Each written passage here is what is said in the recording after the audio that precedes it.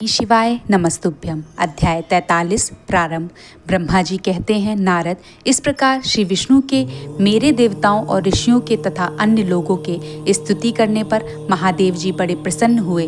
फिर उन शंभु ने समस्त ऋषियों, देवताओं आदि को कृपा दृष्टि देखकर तथा मुझ ब्रह्मा और विष्णु का समाधान करके दक्ष से इस प्रकार कहा। महादेव जी बोले, प्रजापति दक्ष, मैं जो कुछ कहता हूँ सुनो। मैं तुम पर प्रसन्न हूँ। यद्यपि मैं सबका ईश्वर और स्वतंत्र हूँ, तो भी सदा ही अपने भक्तों के अधीन रहता हूँ। 4 प्रकार के पुण्य आत्मा पुरुष मेरा भजन करते हैं।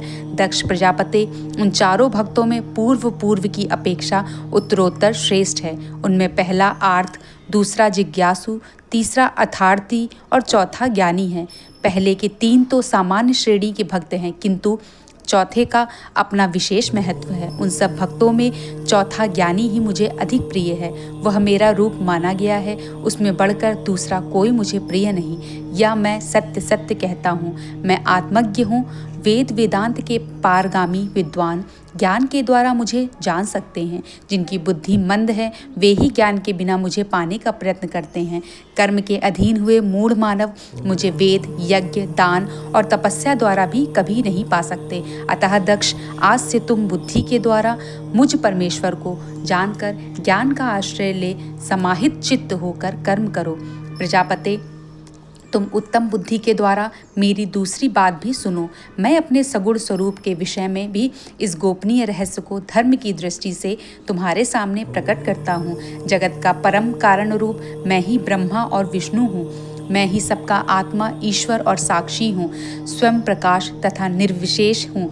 मुनि, अपने त्रिगुणात्मिकता माया को स्वीकार करके मैं ही जगत की सृष्टि, पालन और संहार करता हूँ। उन क्रियाओं के अनुरूप ब्रह्मा, विष्णु और रुद्र नाम धारण करता हूँ। उस अद्वितीय भेद रहित केवल विशुद्ध मुझ परम ब्रह्मा परमात्मा में ही अज्ञानी पुरुष ब्रह्मा, ईश्वर तथा अन्य समस्त जीवों को भिन्न रूप से देखता है।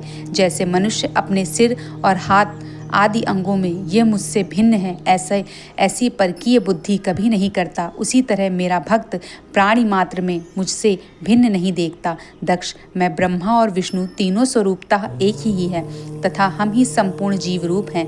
ऐसा समझकर जो हम तीनों देवताओं में भेद नहीं देखता, वह शांति प्राप्त करता है। जो नराधम हम तीनों देवताओं में भेद बुद्धि रखता है, वह निश्चय ही जब तक चंद्रमा और तारे रहते हैं तब तक नरक में निवास करता है। दक्ष, यदि कोई विष्णु भक्त होकर मेरी निंदा करेगा और मेरा भक्त होकर विष्णु की निंदा करेगा, तो तुम्हें दिए हुए पूर्वोक्त सारे शाप उन्हीं दोनों को प्राप्त होंगे और निश्चय ही उन्हें तत्व ज्ञान की प्राप्ति नहीं हो सकती। ब्रह्मा जी कहते हैं, मुनि, भगवान महेश्वर के इस सुखदायक वचन को सुनकर सब देवता, मुनि आदि को उस अवसर पर बड़ा हर्ष हुआ। कुटुंब सहित दक्ष बड़ी प्रसन्नता के साथ शिव भक्त में तत्पर हो गए। वे देवता आदि भी शिव को ही सर्वेश्वर जानकर भगवान शिव के भजन में लग गए।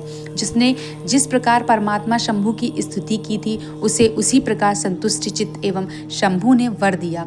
मुनि, तदंतर भगवान शिव की आज्ञा पाकर प्रसन्न चित्त हुए शिव भक्त दक्ष ने शिव के ही अनुग्रह से अपना यज्ञ पूरा किया। उन्होंने देवताओं को तो यज्ञ भाग दिए ही शिव को भी पूर्ण भाग दिया, साथ ही ब्राह्मणों को दान दिया। इस तरह उन्हें शंभु का अनुग्रह प्राप्त हुआ। इस प्रकार महादेव जी के उस महान कर्म का विधि पूर्वक वर्णन किया गया।